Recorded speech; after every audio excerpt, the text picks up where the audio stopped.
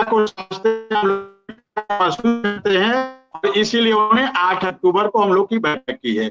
तो हम माननीय बेसिक शिक्षा मंत्री जी के भी आभारी हैं, अपने विभाग के प्रमुख सचिव आदरणीय सुंदरम सर के भी हम लोग बहुत बहुत आभारी हैं कि सुंदरम सर ने जिस प्रकार से हम लोगों की बातों को ऊपर पहुंचाने का कार्य किया, जिस प्रकार से हमारी पीड़ा को समझा।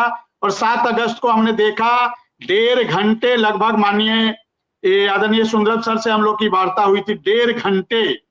और जो हमारी 11 सूत्री की मांग थी, उस पे एक एक मुद्दे पे माननीय सुंदरम सर उसको बात कर रहे थे, देख रहे थे, समझ रहे थे। तो सुंदरम सर का भी बहुत बहुत आभारी है हम लोग सर। और अपने डीजी मैडम कंचन मैडम का भी हम लोग बहुत बहुत आभारी हैं कि मैडम का भी हम लोग को बहुत सहयोग रहा है, समर्थन रहा है। और तभी विक्रम सिंह जी, बिल्कुल आपकी बात ठीक है और आभारी भी रहना चाहिए, लेकिन मेरा एक सवाल है छोटा सा कि महाराष्ट्र में आज मदरसा टीचरों का 3 गुना वेतन हो गया, यानी 6,000 से 16,000। सरकार ने आज ही ऐलान किया, आज ही कैबिनेट में पास हुआ और इसी महीने से लागू कर दिया। क्योंकि वहां चुनाव है, इसलिए वहां ज्यादा तनाव है। हरियाणा चुनाव के बाद ये पूरी तरीके से सरकार समझ चुकी है कि शिक्षक कर्मचारियों को हमें अब समझना पड़ेगा। पहले जो बैलेट पेपर खुले उसमें 78 सीटें हार गई। पहले चरण में बैलेट पेपर खुलते हैं वो सब सरकारी कर्मचारियों के होते हैं, तो उन्हें लगा कि सरकारी कर्मचारी नाराज है और इसलिए बीजेपी ने अपनी रणनीति बदल दी। आज ही कई बड़ी घोषणाएं कर डाली है महाराष्ट्र में। मेरा अपना आकलन है कि मुख्यमंत्री जी को ये उनके सजाती और उनके पार्टी के सहयोग से बनी सरकार है, तो मुख्यमंत्री जी को जरूर इस मुद्दे पर अधिकारियों के साथ और बेसिक शिक्षा मंत्री के साथ बातचीत करनी चाहिए। मैं अभी आऊंगा, हमारे साथ गुड्डू सिंह जी है, उनका भी स्वागत है। और गुड्डू सिंह जी के पास पहुंच प्रणाम मिश्रा जी।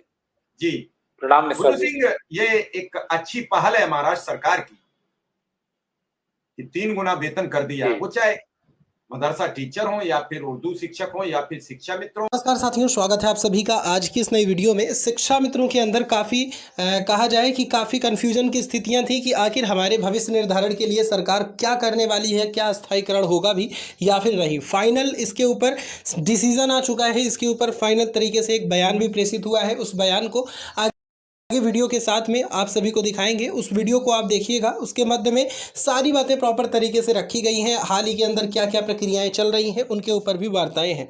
सभी से रिक्वेस्ट है वीडियो को पूरा देखें, चैनल को भी आप सब्सक्राइब करें। ये जो संविदा शिक्षक है ये सब एक वेराइटी बना दी, 6,000 से लेके 10,000 तक। समझ में नहीं आया सरकार को कुछ भी कि कैसे इन्हें एडजस्ट करे। हाँ, इनका दोहन होता रहा, काम आम शिक्षक के भांत लिया जाता है, कमर तोड़ मेहनत ली जाती है। बीएलओ बनाएंगे तब नहीं पूछेंगे शिक्षा मित्रों। बीएलओ तो एक जिम्मेदारी भरा है, आप किसी के वोट काट सकते हो, किसी के जोड़ सकते हो। आपको जब रानी लक्ष्मीबाई योजना लागू करनी होगी, आपको और भी कई ऐप इतने आ गए हैं कि कितने बताएं, गिना नहीं पाएंगे। और उसके बावजूद जब वेतन का नंबर आता है तो वही अधिकारी ये लिख के नहीं देता कि शिक्षा मित्र भूख से मारा जा रहा है। अगर वो लिख के दिया होता तो हमें यहाँ बातचीत करने की आवश्यकता नहीं होती। सरकार पर अधिकारियों का दबाव बहुत ज्यादा होता है और ब्यूरोक्रेसी ने जो रोल निभाया वो बहुत सुंदर नहीं रहा। पहली बार कुछ अधिकारियों ने बढ़ चढ़कर ये बातचीत की जो आपकी बात पहुंच रही है। तो क्या सरकार को इससे सोचना चाहिए कि महाराष्ट्र ने 3 गुना कर दिया, हरियाणा ने नियमित कर दिए। मैं इन राज्यों की कह रहा हूं जो कल परसों लागू हुए, तो क्या यूपी सरकार को भी तो बड़ा दिल दिखाना चाहिए। गुड्डू सिंह जी। सर्वप्रथम मिश्रा जी प्रणाम आपको, और विक्रम भाई नमस्कार। और फिलहाल उम्मीदें तो बहुत हैं, क्योंकि पिछले 7 वर्षों में कोई ऐसा एक घड़ी आई है कि जिस हिसाब से हमारे लिए इतनी ज्यादा पॉजिटिविटी सरकार ने दिखाई है। तो बाकी मीटिंग भी हुई है, सारी बातें भी रखी गई हैं, मंत्री जी ने और हमारे विभागीय अधिकारियों ने हर पॉइंट को नोट भी किया है। और कहीं ना कहीं हम लोगों को पूरी उम्मीद है कि इस बार हम लोगों को कुछ न कुछ मिलने की जरूर ही एक बहुत बड़ी उम्मीद है। और जैसे आपने बताया कि महाराष्ट्र में, तो मैंने उस दिन भी रखी थी ये बात, मीटिंग में भी रखी थी कि आपकी ही लोकप्रिय सरकार ने, चाहे उत्तराखंड ले लो,